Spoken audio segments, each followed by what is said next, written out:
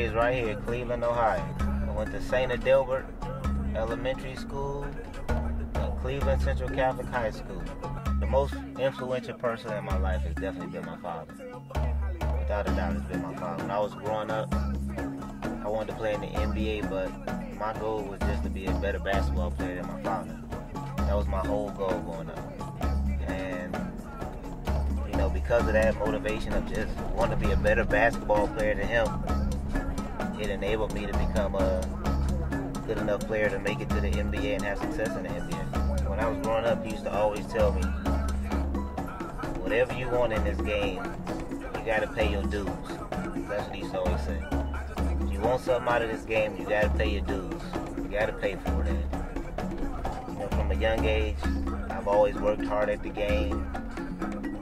I've never been afraid of anything. I always had confidence in myself, and the biggest thing, I've always been willing to put in the extra work to make me a better basketball player. I was about 2 years old, and it was a real cold one winter night, and my father, he used to always take me with him everywhere.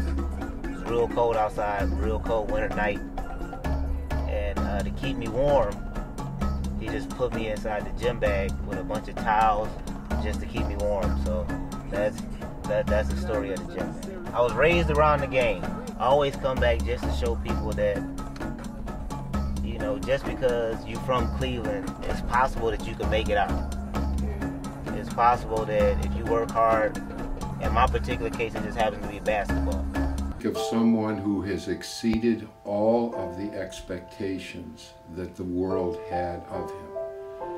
I think of someone who is blessed with a tremendous father in Earl Williams, a very strong presence in his home. I knew I wanted to be a basketball player when I was as young as 3. I can remember every Christmas, I always wanted a Dr. J Nerf basketball hoop. And I wanted 2 so I could play full court in the house. So I always had a love for the game, and just being around my dad and being in the gym all the time, it sort of came second nature for me. I had other options, but my only option was basketball. I went to Catholic school, I got a great education. I have a college degree, but those were just necessary steps that I needed to get to my ultimate goal, which was the NBA. I enjoyed the challenge of playing against older guys. I enjoyed the challenge of playing against better guys. And I enjoyed the atmosphere. I enjoyed the trash talking. I enjoyed the physical nature of the game. I just enjoyed the rowdiness of being in the projects, playing basketball.